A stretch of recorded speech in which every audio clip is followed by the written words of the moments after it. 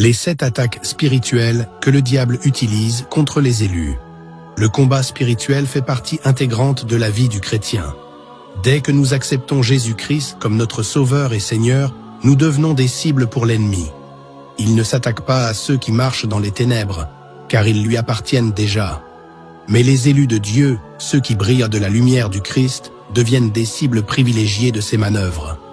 Aujourd'hui, nous allons explorer 7 attaques spirituelles que le diable utilise pour tenter de détourner les élus du chemin de la vérité. Ces stratégies ne sont pas toujours évidentes, mais elles sont réelles. En les exposant à la lumière, nous apprendrons comment les surmonter par la puissance de Dieu.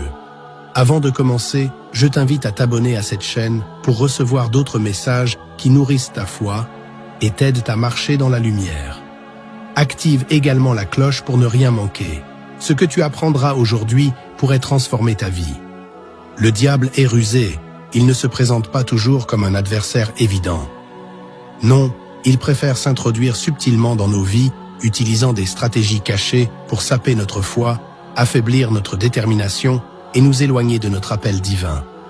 Mais Dieu ne nous a pas laissés sans défense. À travers sa parole, il nous a donné les clés pour reconnaître et vaincre les plans de l'ennemi. La première attaque que l'ennemi utilise contre les élus, c'est le doute.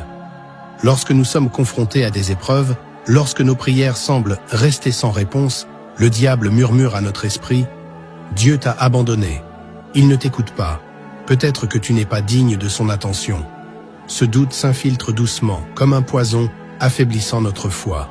Mais rappelons-nous les paroles de Jésus dans Marc 11, 23. « Tout ce que vous demanderez en priant, croyez que vous l'avez reçu et cela vous sera accordé. » La foi est notre bouclier contre cette attaque.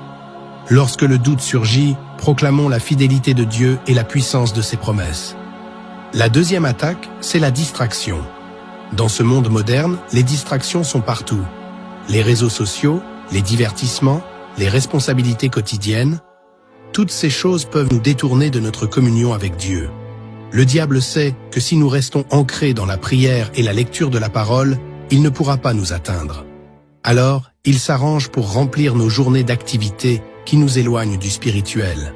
Mais Jésus nous rappelle dans Matthieu 6, 33, « Cherchez d'abord le royaume de Dieu et sa justice, et toutes ces choses vous seront données par-dessus. » Remettons Dieu au centre de notre vie et refusons de nous laisser distraire par ce qui est secondaire.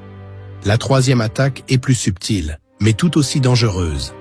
Les pensées négatives et la culpabilité. Combien de fois avons-nous entendu cette petite voix nous rappeler nos erreurs passées, nos échecs, nos péchés?